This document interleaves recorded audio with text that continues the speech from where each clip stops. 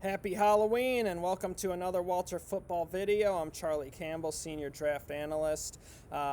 Here it is, Halloween. I hope everyone has a fun and safe holiday. I hope everyone is able to do something fun, even despite this crazy year we're all going through. But anyways, if you're like me and you live in Florida, you need something lightweight.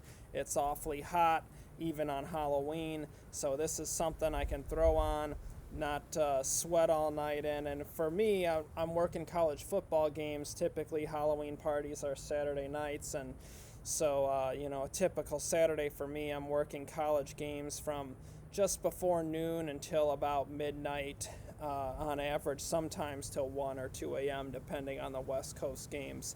But this is something I can throw on quick, get to a Halloween party, have a little fun here during football season. So, at any rate, my Sons of Anarchy costume.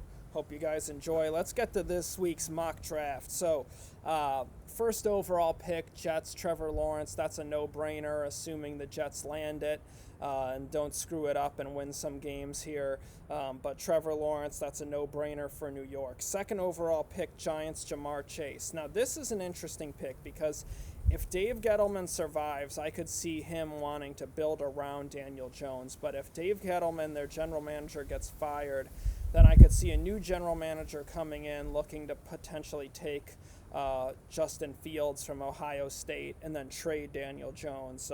But right now, it's tough to project that whether he's going to survive or not. But in any case, they really badly need a number one receiver for Jones. So Jamar Chase would definitely be that. He'd be a really nice upgrade for that offense.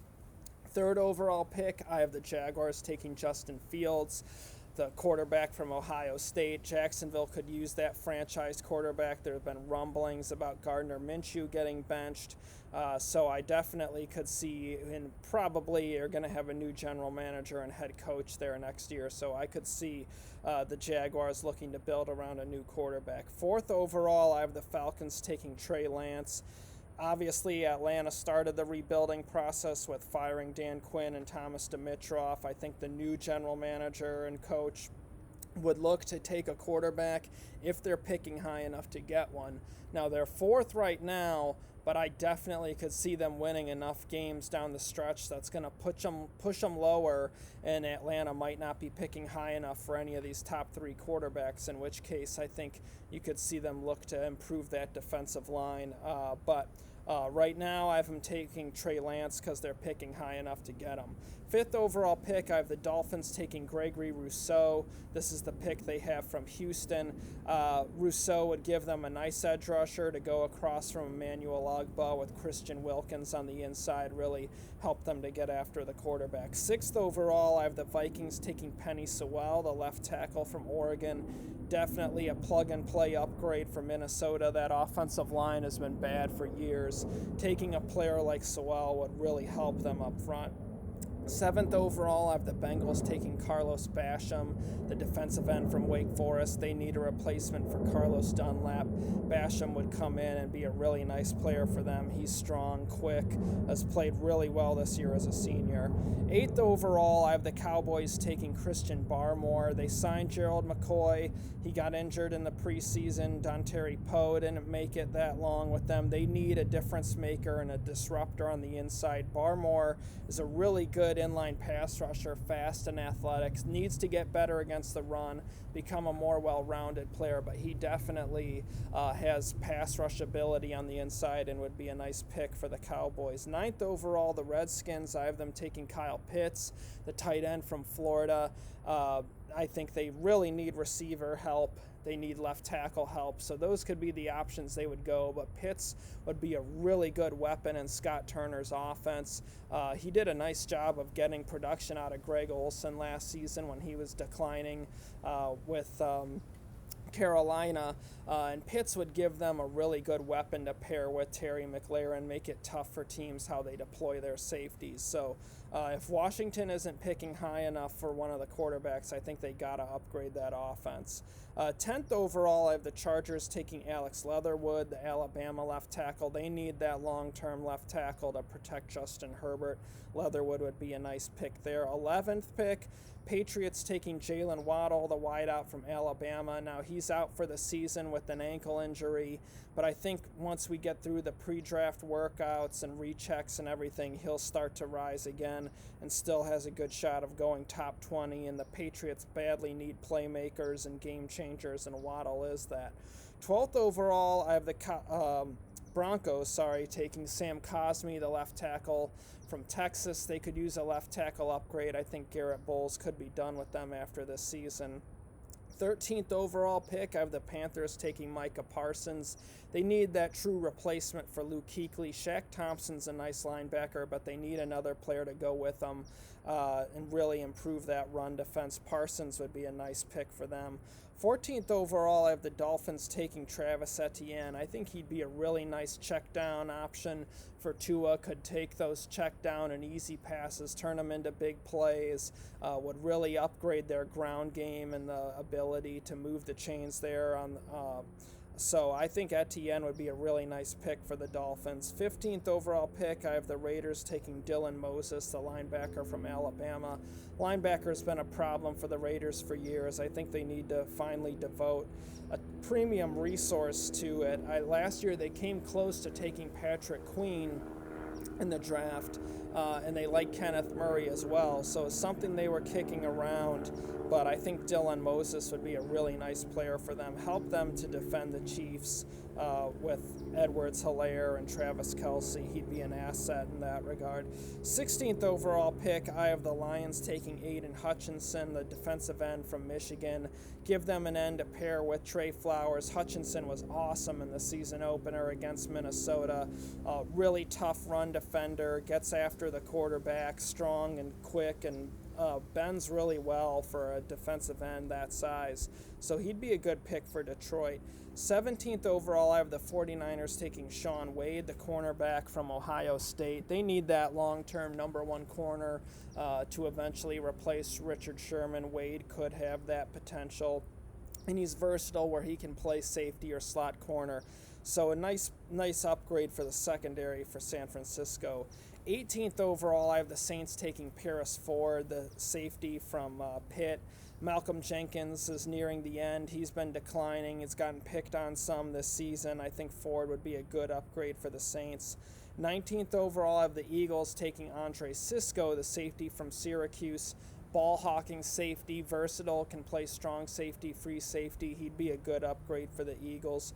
20th overall, I have the Colts taking J.C. Horn, the cornerback from South Carolina. Give them a cover corner to go across from Rock Ya-Sin. Horn's really played well this year and has a lot of upside. 21st overall, I have the Browns taking Javon Holland.